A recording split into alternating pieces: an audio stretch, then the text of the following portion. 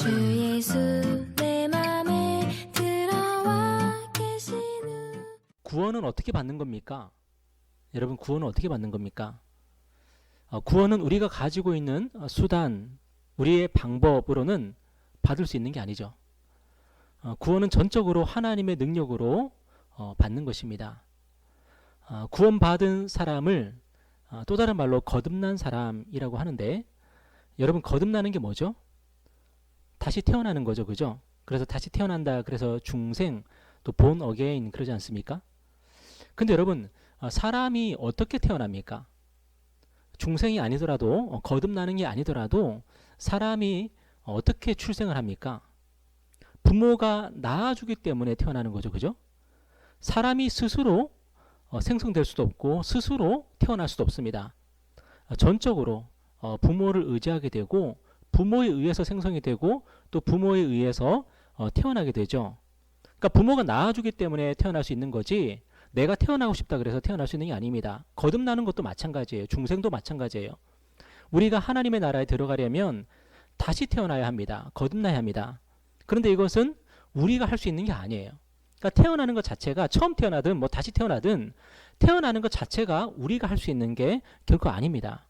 하나님이 우리를 새롭게 태어나게 해주셔야지 우리가 태어날 수 있는 거예요. 성령의 능력으로 우리가 다시 태어날 수 있는 거고, 하나님께서 우리에게 새 생명을 주셔야지 우리가 다시 태어날 수 있고 또 새로운 삶을 살아갈 수가 있는 것입니다. 여러분, 오늘도 하나님 앞에 나아가서 이 새로운 생명을 좀 구하고 또 새로운 삶을 또 누리는 그런 저와 여러분 되었으면 좋겠습니다. 우리의 힘과 우리의 노력과 우리의 능력으로 되는 게 아니라 무엇으로 된다고요? 오직 하나님의 능력으로 됩니다. 여러분, 만약에 우리가 전적으로 우리 자신을 포기하고 나의 능력과 나의 노력을 내려놓고 전적으로 하나님을 믿고 하나님을 소망한다면, 하나님께서 우리에게 생명의 능력으로 또 새로운 삶을 우리가 살아갈 수 있도록 은혜를 주실 줄 믿습니다. 여러분, 오늘 본문은 우리가 잘 아는 십계명에 관한 말씀입니다. 여러분, 십계명이 뭡니까? 하나님이 이스라엘 백성에게 이렇게 살아야 된다, 저렇게 살아야 된다 말씀하시면서 주신 10가지 계명, 10가지 규칙입니다. 그런데 중요한 것이 뭐냐면, 십계명은 하나님의 백성이 되기 위해 지켜야 하는 것이 아니라는 거예요. 십계명은 하나님의 백성이 되기 위해서 지켜야 되는 게 아니라, 십계명은 하나님의 백성이기 때문에 지켜야 되는 것입니다. 여러분, 서두에서 말씀드린 것처럼 우리가 어떻게 구원을 받습니까? 우리가 어떻게 하나님의 백성이 됩니까? 전적으로 하나님의 능력으로 되는 거죠. 우리가 뭘 잘해서 뭘 열심히 해서 하나님의 백성이 되는 게 전혀 아니죠. 전적으로 하나님의 능력으로 됩니다. 우리는 어떤 수단과 방법을 써도요, 하나님의 백성이 될 수가 없습니다. 때문에 우리가 하나님의 백성 되는 것은요, 절대적으로 하나님의 몫입니다. 하나님의 결정입니다. 그런데 우리가 하나님의 백성이 되면 하나님이 우리에게 주시는 게 있는데, 그게 뭐냐면 우리가 하나님의 백성으로서 어떻게 살아야 되는지를 가르쳐 주시는 거예요. 하나님의 백성인 우리에게 삶의 지혜, 삶의 방법, 삶의 방향을 우리에게 가르쳐 주시는 거예요. 왜냐? 구원은 거저 은혜로 받는 것입니다. 그런데 구원받은 사실이 복이 되려면, 구원받은 이 사실이 우리에게 축복이 되려면 하나님이 가르쳐 주신 길을 따라 가야 되기 때문에 그렇습니다. 그래서 하나님은 전적으로 하나님의 능력으로, 하나님의 결정으로, 하나님의 의지로 우리를 하나님의 백성, 하나님의 자녀로 삼으시고요, 그 다음에 우리에게 뭘 주신다고요? 십계명과 같이 우리에게 이렇게 살아야 된다, 저렇게 살아야 된다 우리에게 가르쳐 주시고, 또 우리를 훈련하시고 또 우리를 그렇게 살아갈 수 있도록 그렇게 만들어 주신다는 거예요. 얼마 전에 롯데 자이언츠 야구 선수 중에서 오윤석 선수라고 있는데, 이 오윤석 선수가 사이클링 히트를 기록을 했어요. 여러분, 사이클링 히트가 뭐예요? 한 경기에서 1루타, 2루타, 3루타 그리고 홈런을 동시에 기록하는 거, 이게 사이클링 히트거든요. 그런데 제가 며칠 전에 이런 놀라운 광경을 제가 휴대폰으로 영상으로 제가 봤습니다. 이 오윤석 선수가 얼마나 굉장한 일을 했냐면 1루타, 2루타, 3루타 홈런, 그러니까 4개잖아요. 그죠? 근데 이것을 4타석 만에 이걸 한 거예요. 그것도 홈런은 어떤 홈런이었냐면 말루 홈런이었어요. 홈런은 말루 홈런이고 안타, 2루타, 3루타를 다 때린 거예요. 난리가 났습니다. 이거 엄청난 기록이거든요. 우리나라 프로야구 역사상 27번째 있었던 일이라고 합니다. 여러분, 오윤석 선수가 이 사이클링 히트를 기록하고 나서 야구에 보면 1군이 있고 2군이 있지 않습니까? 1군, 2군 선수 모두에게 피자를 쐈다 그래요. 얼마나 대단한 건지 여러분. 그런데 오윤석 선수가요, 별로 유명한 선수가 아닙니다. 여러분도 처음 들어보셨죠? 네, 저도 얼마 전에 처음 이제 들은 이름이거든요. 근데 이런 선수가 어떻게 사이클링 히트를 기록했을까? 오래전에 이대호 선수, 여러분 이대호 선수 아십니까? 이대호, 조선의 4번 타자라 그러는 이대호 선수가 오래전에 오윤석 선수가 훈련하는 모습을 보면서, 그때는 정말로 이제 햇병 아래였을 거예요. 그죠? 오윤석 선수가 훈련하는 모습을 본 적이 있는데, 그때 오윤석 선수를 보면서 야, 너 타격 폼이 진짜 좋다 그랬대요. 스윙하는, 배트를 휘두르는 그 자세가 너무 좋다, 그렇게 칭찬한 적이 있다고 합니다. 여러분, 이 오윤석 선수의 이 타격 폼이 그냥 나왔겠습니까? 처음에는 얼마나 어색하고 힘들었겠습니까? 그죠? 그런데 자꾸만 연습하고 훈련한 결과 정말 멋진 타격 폼을 갖게 되고, 그리고 이렇게 사이클링 히트도 기록하고 하지 않았겠습니까? 여러분, 우리도 마찬가지라는 겁니다. 우리가 예수님을 믿고 하나님의 백성이 되면 그 다음에 하나님께서 무슨 일을 하시냐면은 우리를 연습시키시고 훈련시키십니다. 십계명과 같이 하나님의 도로, 하나님의 법도를 우리에게 가르치시고, 너 이렇게 살아야 돼, 너 저렇게 살아야 돼 하시면서 우리를 훈련해 나가신다는 거예요. 여러분, 이게 처음부터 편하겠습니까? 처음부터 잘 되겠습니까? 처음에는 참으로 불편하고 힘든 일일 거예요. 예수 믿기 전에 내 마음대로 살았는데 예수 믿고 나니까 내 마음대로 살지도 못해요. 내 성질대로 살지도 못해요. 근데 하나님께서 우리를 우리 마음대로, 우리의 성질대로 그렇게 살도록 내버려 두시지 않는 거예요. 왜 그렇습니까? 우리는 이제 하나님의 자녀가 되었기 때문에 그래요. 우리가 하나님의 백성이 되었기 때문에 그래요. 우리의 신분 자체가 달라졌기 때문에 그래요. 우리가 사이클링 히트를 기록하면은 구원시켜 줄게, 하나님의 백성, 하나님의 자녀 삼아 줄게가 아니에요. 우리는 정말로 공도 제대로 못 던지고 공도 받지도 못하고 안타도 하나 때리지 못하는 그런 우리인데, 하나님께서 어떻게 우리를 은혜로, 하나님의 주권적인 은혜로 우리를 하나님의 자녀 삼으시고 하나님의 백성 삼으신 다음에 그 다음에 뭐 하신다고요? 우리를 훈련시켜 나가시는 거예요. 공이 오면은 공을 끝까지 봐야 돼. 공이 오면은 배트를 이렇게 휘둘러야 돼. 공을 던질 때는 이렇게 던지는 거야. 왜요? 우리가 하나님의 자녀니까요. 하나님의 자녀이기 때문에, 하나님의 백성이기 때문에 이렇게 살아야 된단다 적어주시고, 또 들려주시고, 까먹으면 다시, 야, 10번 다시 외쳐, 10번 복창, 우리가 까먹으면 또 10번 복창하면서 다시 배우게 하시고, 그렇게 우리를 훈련시켜 나가시는 거예요. 그리고 점점 우리는 어떻게 변해갑니까? 하나님의 백성답게 살아가는 게 점점 익숙해지고 편해지고, 이제는 예전의 방식대로 예전의 삶을 살아가는 게 어색한 거예요. 시간이 지날수록 세상에서 내가 살던, 세상 사람들처럼 살던 그 삶의 방식이 점점 어색하고 이거 아닌데 하게 되는 거예요. 왜 그렇습니까? 성령님을 모시고 사는 사람, 하나님을 모시고 사는 사람, 예수님을 모시고 사는 사람은 점점 그렇게 변해가는 거예요. 우리가 변해가는 게 아니라요, 우리가 노력해서 바꿔가는 게 아니라요, 하나님께서 그렇게 우리를 바꿔가시는 거예요. 우리를 훈련시켜 주시는 거예요. 만약에 구원받은 이후에도 믿지 않는 사람들처럼 산다면 어떻겠습니까? 차라리 믿지 않는 사람들이요, 훨씬 더 만족스러운 삶을 삽니다. 여러분도 아시지 않습니까? 세상 사람하고 나하고 똑같은 일을 해요. 똑같이 나쁜 짓을 했어요. 그런데 세상 사람들은 그것 때문에 별로 고통받지 않는데 여러분 어떻습니까? 우리가 그렇게 하면요, 그것이 어떻게 그렇게 마음에 짐이 되고 아픔이 되고 얼마나 그것이 내 마음에 슬픔을 주는지 몰라요. 여러분, 우리가 하나님의 자녀가 되고 나서 하나님의 자녀가 되기 전의 삶을 살면요, 우리는 그렇게 괴로워요. 왜 그렇습니까? 우리 안에 성령님이 계시기 때문에 그래요. 여러분, 근데 그 성령님이 어떻게 우리 안에 찾아오시게 됐죠? 우리가 뭘 잘해서, 뭘 열심히 해서 아니에요. 하나님이 은혜로 우리에게 성령님을 부어주셨고 우리에게 예수님을 가르쳐 주신 거예요.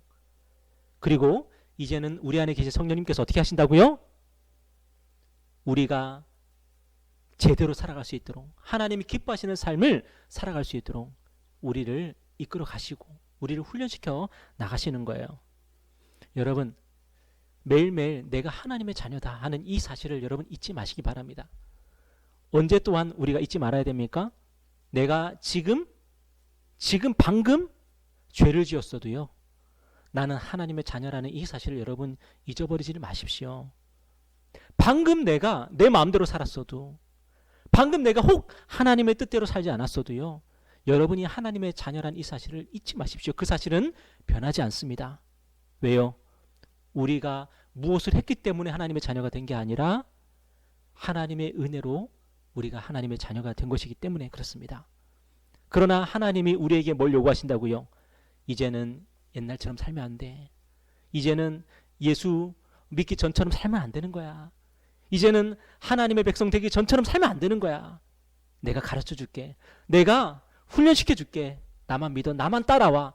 우리 하나님 그렇게 말씀하시는 거예요.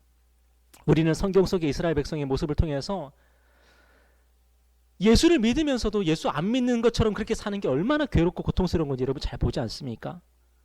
성경 속의 이스라엘 백성들, 하나님의 백성이면서도 하나님의 백성답지 않게 살다 보니까 어때요? 오히려 이방인들이 더 행복한 것 같아요. 그죠? 이방인들이 더 자유로운 삶을 사는 것 같아요. 더 만족스러운 삶을 사는 것 같아요. 왜 그렇습니까? 하나님의 백성이 하나님의 백성답게 살지 않으면요, 오히려 세상 사람들보다 더 비참해지는 거예요. 그러므로 하나님의 백성으로서 이제 저와 여러분 성령님을 모시게 되었다면 여러분 성령님을 따라가십시오. 그냥 그래야지 행복해요. 이게 손해가 되어도, 나에게 당장 손해가 되어도 성령님을 그냥 따라가세요. 그래야지 우리 마음이 편해요. 내 마음에 평안이 임해요. 우리는 이제 그런 사람 된 거예요. 우리는 이제 그렇게 살 수밖에 없는 사람이 된 거예요. 여러분, 성령님을 따라가십시오. 아멘입니까? 지금 그것이 나에게 나빠 보여도, 손해가 돼 보여도 그냥 성령님을 따라가십시오. 그러면 하나님께서 왜 나를 이렇게 인도하셨는지 알게 될 겁니다. 하나님이 여러분을 통해서 영광을 받으시게 될 겁니다. 하나님은 이스라엘 백성에게 십계명을 지키라고 명령하셨습니다. 그리고 이스라엘 백성은 그 규칙을 지키며 살아갈 때에 정말 복된 삶, 하나님이 계획하신 정말 만족스러운 삶, 풍성한 삶을 그들은 살아갈 수 있었습니다. 여러분, 그렇다면 십계명의 핵심이 뭐예요? 여러분, 십계명의 핵심이 뭡니까? 보통 십계명의 핵심을 두 가지로 보통 얘기하죠. 하나님 사랑하고 이웃 사랑, 그죠? 1계명부터 4계명은 하나님 사랑에 관한 계명이고 5계명부터 10계명은 이웃 사랑에 대한 그런 계명이죠, 그죠? 결국에는 하나님은 이 10계명을 통해서 이스라엘 백성에게 뭐를 가르치신 거예요? 사랑을 가르치신 거죠. 사랑. 여러분, 그런데 사랑이 뭡니까? 사랑이 뭐죠? 사랑은요, 결국에는 관계예요. 관계. 사랑은 관계예요. 여러분, 평생 방에서 나오지도 않고 컴퓨터만 하면서 그렇게 은둔 생활을 하면서 여러분 사랑할 수 있습니까? 말이 안 되죠, 그죠? 사랑은 대상이 있어야 되는 것입니다. 사랑은 관계 속에서, 공동체 속에서 이루어지는 게 사랑 아니겠습니까?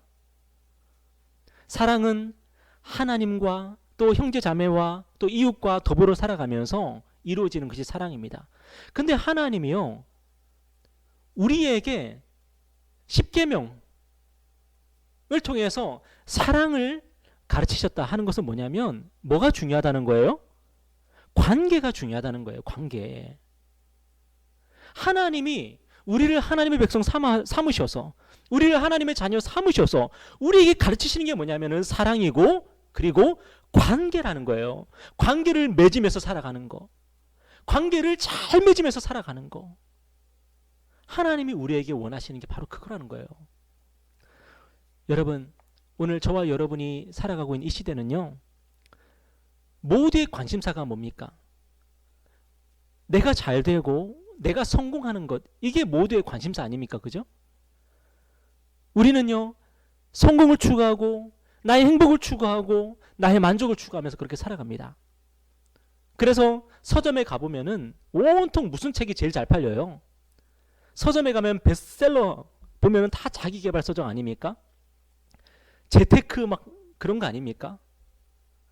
다 자기계발하려고 그러고 재테크하려고 그러고, 결국에는 나 중심이에요. 그죠? 내가 중심이고 내가 잘 되는 거고, 내가 잘 되기 위해서 다른 사람과의 경쟁에서 내가 이겨야 되는 거고, 다른 사람이 도태되더라도 나는 승승장구해야 되는 거, 다 그것을 추구하면서 살아가는 겁니다. 이것은 뭐하고 딱 맞아떨어지냐면 진화론하고 맞아떨어지죠. 그죠? 진화론 핵심이 뭐예요? 약육강식 아닙니까? 강한 자가 살아남고 약한 자는 도태되는 것, 이것이 당연하고 이것이 아름다운 것이 바로 진화론이잖아요. 이 세상은 다 그런 법칙 속에서, 그런 원칙 속에서 그렇게 지금 굴러가고 있다고요. 그런데 우리가 믿는 하나님은 이스라엘 백성에게도 그렇게 가르치셨고, 그리고 오늘 저와 여러분에게도 그렇게 가르치시는데 뭘 가르치세요? 사랑하라고 가르치시는 거예요. 하나님 사랑하고 이웃들 사랑하고. 뭘 가르치시는 거예요? 관계를 가르치시는 거예요. 하나님과의 관계가 중요하고 우리 이웃과의 관계가 중요하다, 그것을 우리 하나님이 가르치시는 거예요. 여러분, 제가 지난번에도 잠깐 말씀드린 것 같은데 IQ와 EQ가 있습니다. IQ는 그냥 우리가 알고 있는 그런 지능이고, EQ는 감성 지수, 그게 EQ죠. IQ가 좋으면 공부를 잘합니다. 그리고 EQ가 좋으면은 보통 사회성이 좋다 그러죠. 그죠? 공감 능력이 좋고. 여러분, 이 중에서 행복 지수하고 뭐가 연결이 된다 그래요? IQ가 연결이 됩니까? EQ가 연결이 됩니까? 행복 지수는 EQ와 연결이 되는 거예요. IQ는 행복 지수하고 하나도 관계가 없대요. 내가 세상에서 제일 똑똑한 사람이야. 근데 행복한 거는요, 행복한 걸로 치면은 제일 불행한 사람이 될 수도 있는 거예요. 근데 EQ는 어떻습니까? EQ가 높을수록 그 사람의 행복 지수는 높게 나온다는 거예요. 여러분, 그런데 우리는 어떻게 살아가고 있습니까? 열심히 공부하면은 행복할 수 있을 거라고 믿으면서 그렇게 살아왔죠. 여러분, 그래서 열심히 공부하지 않으셨습니까? 그죠? 아닙니까? 열심히 공부하면은 그것이 행복으로 이어질 거다라고 많은 사람들이 그렇게 믿습니다. 여러분, 이것은 큰 착각이죠. 여러분, 진정한 행복은 어디서 옵니까? 행복은요, 관계에서 오는 거예요. 하나님과의 관계 속에서, 그리고 형제들과의 관계 속에서, 이웃과의 관계 속에서 우리에게 행복이 오는 거예요. 화전에 가면은 해바라기가 예쁘게 피어있지 않습니까? 여러분, 그런데 그 해바라기와도 관계가 있죠. 그죠? 해바라기와도 관계가 있잖아요. 그런데 정말 아무것도 아닌 것 같아도 해바라기와의 관계가 생겼는데 그 관계가 원만하면은 우리에게 그게 행복이 돼요. 집에 애완동물을 키우는 그런 가정들이 많이 있는데 그것도 우리에게 행복이 돼요. 아무것도 아닌 것 같은 그런 강아지 한 마리를 키우는데 그 강아지 한 마리와의 관계 때문에 우리의 인생이 행복해질 수가 있는 거거든요. 여러분, 하나님은 이 십계명을 통해서 우리에게 관계가 중요해. 그래서 사랑하는 법을 배워야 되는 거야. 십계명은 바로 우리에게 그것을 가르쳐 주는 거고, 우리가 평생도록 뭐를 연습하고 뭐를 배우고 훈련해야 되는 거예요? 사랑하는 법을, 그리고 관계를 맺는 법을, 거기서 풍성한 삶을 사는 법을 배워야 된다는 거예요. 이 땅에는 수많은 나라가 서고 넘어졌죠. 그죠? 역사상 얼마나 많은 나라가 세워지고 얼마나 많은 나라가 넘어졌습니까? 그런데 그것은 곧 뭘 의미하냐면은 수많은 사회가, 수많은 공동체가 세워졌다가 넘어졌다는 그런 의미죠. 그죠? 왜 그렇습니까? 결국에는 관계의 문제였어요. 이런 유명한 말이 있지 않습니까? 나라가 망하는 것은 가난해서가 아니라 부패해서 망한다. 여러분, 부패가 뭡니까? 부정부패가 뭐죠? 부정부패는 부유하고 가난하고의 문제가 아니죠. 부정부패는 관계의 문제죠. 소수의 힘 있는 사람들이 다수의 힘 없는 사람들을 억압하고 착취하는 그런 게 부정부패 아닙니까? 결국에는 이 땅의 나라가, 어떤 공동체가 세워지는 것은 관계가 좋기 때문에 세워진 거고요. 그게 다시 넘어지는 것은 관계가 악화되기 때문에 넘어지는 거죠.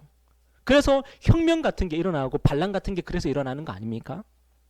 그런데 하나님이 꿈꾸신 이스라엘 나라는 어떻습니까?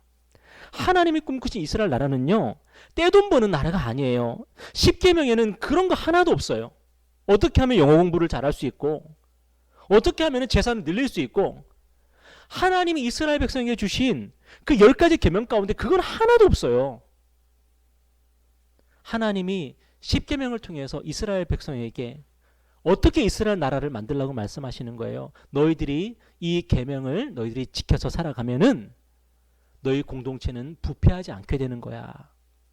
왜 부패하지 않아요? 관계가 좋으니까 당연히 부패하지 않죠. 관계가 좋으니까. 힘 있는 사람들이 힘 없는 사람을 착착을 억압할 일이 없죠. 십계명의 내용들을 하나씩 하나씩 지켜서 사는데 어떻게 누군가를 착취하고 억압하는 일이 생길 수가 있겠습니까? 그 누구도 착취하지 않고 억압하지 않는 나라, 그 나라가 되는 비결이 뭐냐면 바로 십계명에 나타나 있는 거고요. 그러면 이스라엘 나라가 하나님의 뜻대로 잘 운영이 되어지고, 그리고 영원히 번영할 수 있는 그런 나라가 될 수 있는 거죠. 하나님 바로 십계명을 통해서 그 비법을 가르쳐 주시는 거예요. 여러분, 그런데 십계명은 아까 말씀드렸지만 1계명부터 4계명, 그리고 5계명부터 10계명까지 이 두 개로 구분할 수 있다 그러지 않았습니까? 근데 여기서 정말로 중요한 게 뭐냐면, 물론 둘 다 중요해요. 둘 다 중요해요. 우리 예수님도 말씀하셨어요. 하나님을 사랑하는 것과 똑같이 이웃을 사랑하는 게 중요하다고 분명히 말씀하셨어요. 그런데 이 두 가지가 다 이루어지려면은 둘 다 중요한데 우선적으로 뭐가 중요할까요? 둘 다 무게는 똑같이 중요해요. 그런데 우선순위를 따졌을 때에, 선후 관계를 따졌을 때는 뭐가 더 중요할까요? 하나님을 사랑하는 게 더 중요해요. 둘 다 똑같이 중요하지만 우리가 먼저 누구를 사랑하는 법을 배워야 된다? 하나님 사랑하는 법을 먼저 배워야 된다는 거예요.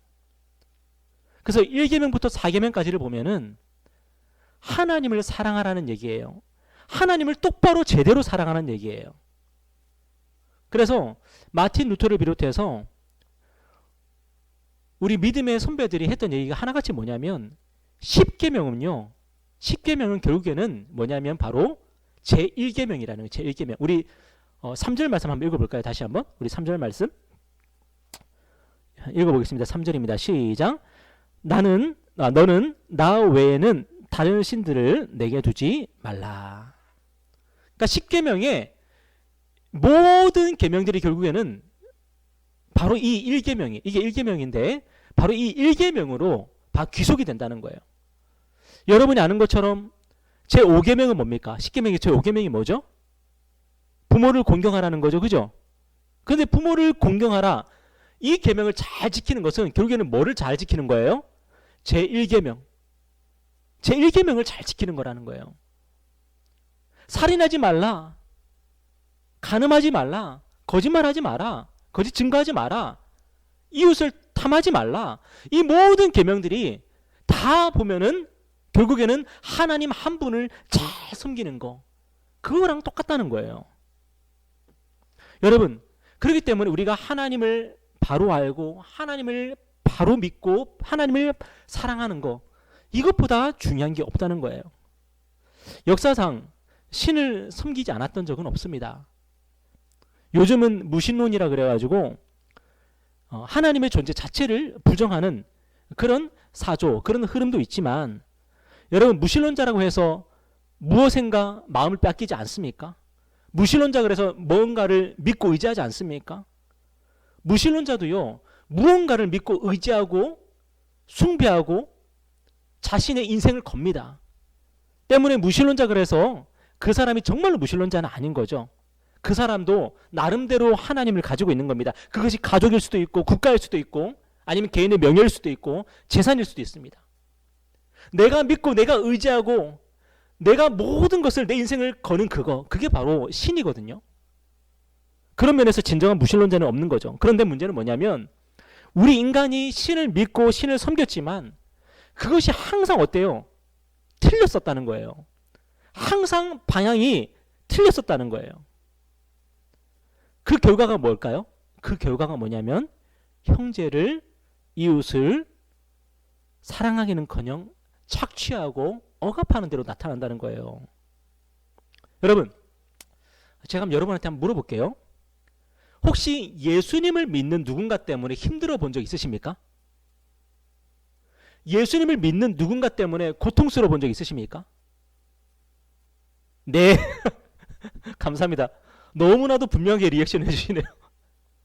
여러분, 하나님을 정말로 잘 믿는다고 하는 사람, 하나님을 정말로 사랑한다고 하는 사람 때문에 힘들고 어렵고 괴로워 본 적 있으십니까?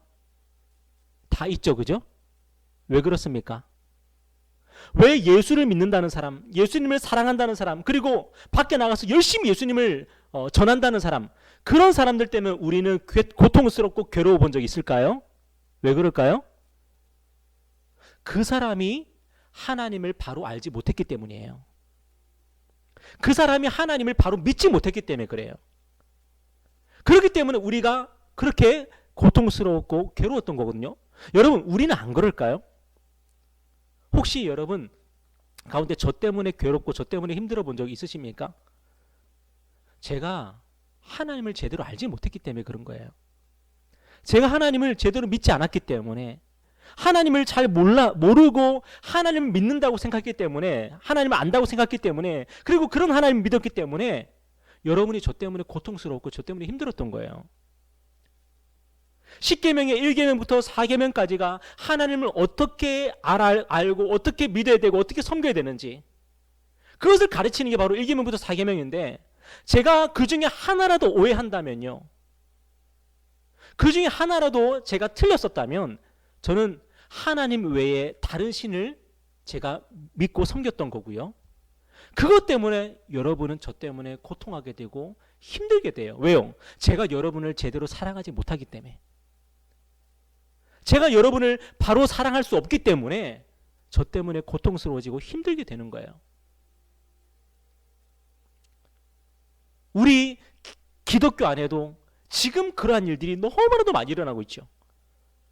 우리 이웃들이 교회 때문에 얼마나 힘들어하는 일들이 지금 많이 일어나고 있어요. 그죠?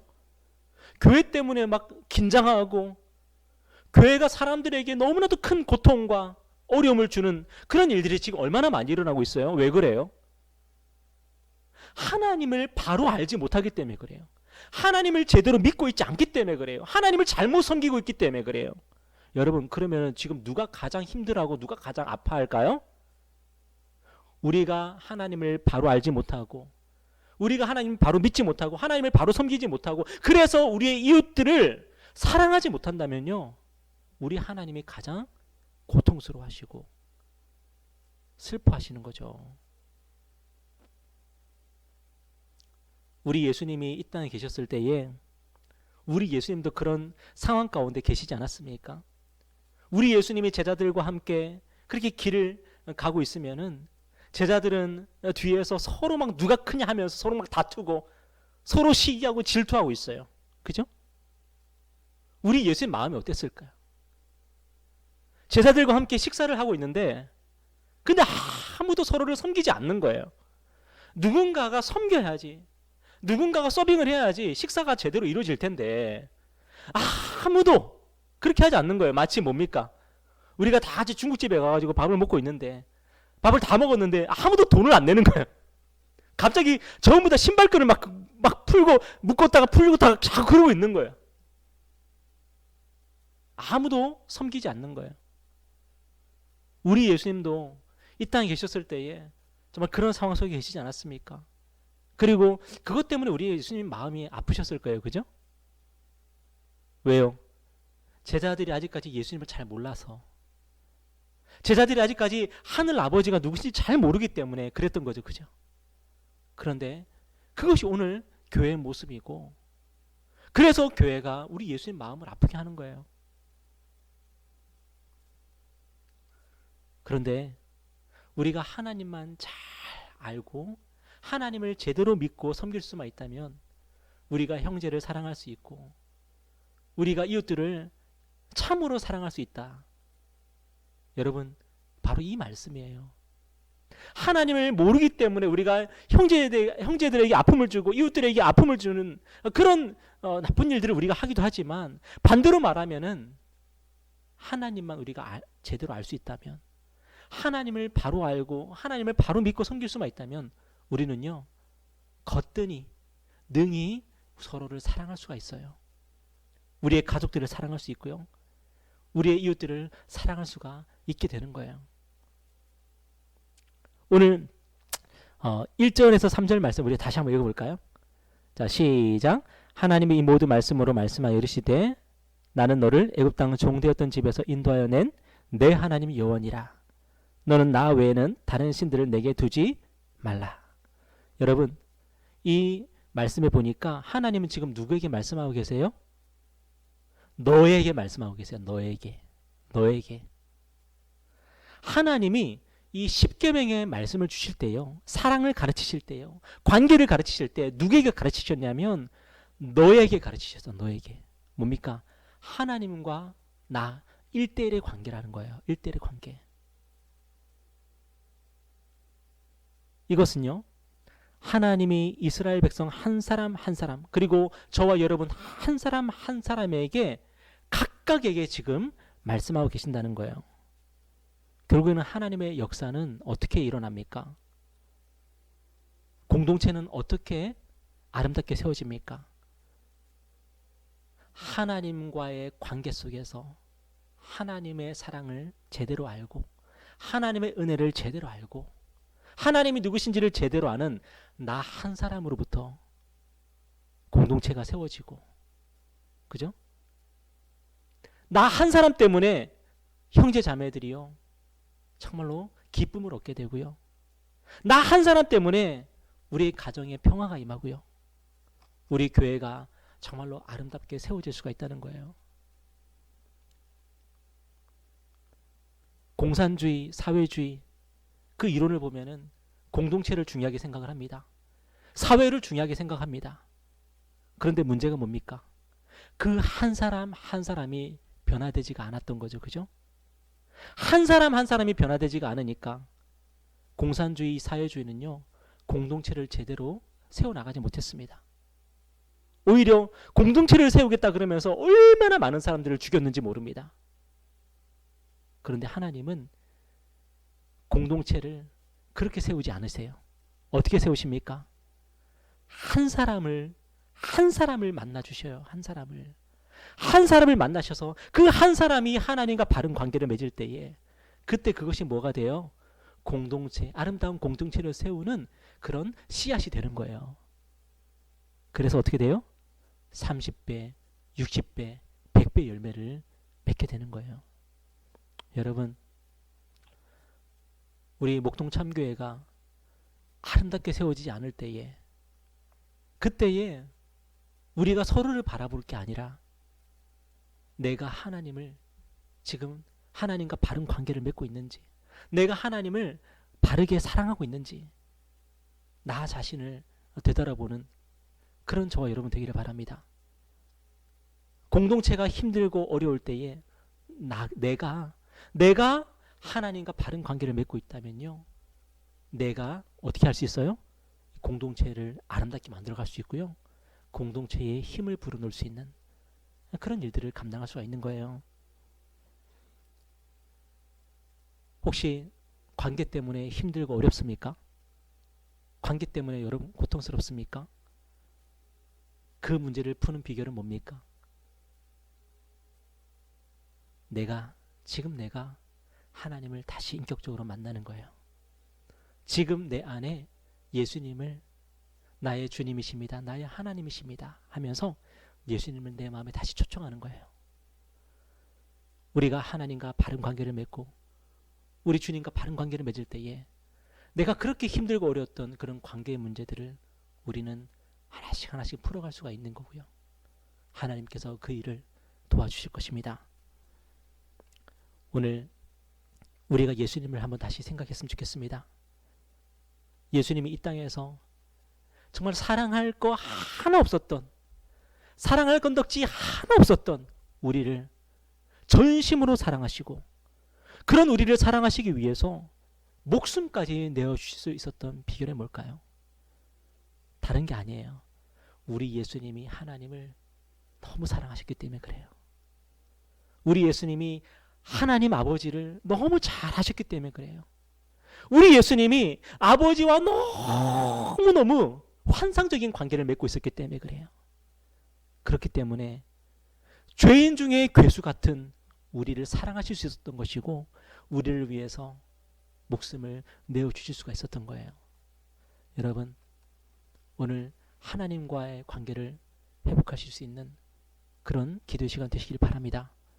다시 하나님의 사랑을 풍성하게 받아 누리십시오.